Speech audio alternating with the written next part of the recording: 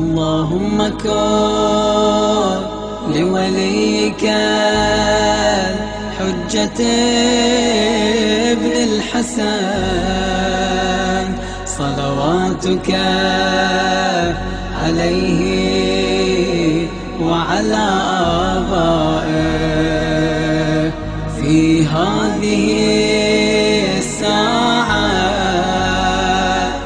وفي كل ساعة وليا وحافظا وقائدا وناصرا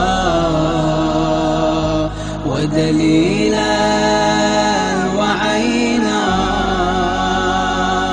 حتى تسكنه أرضك طوعا وتمتعه فيها طويلا.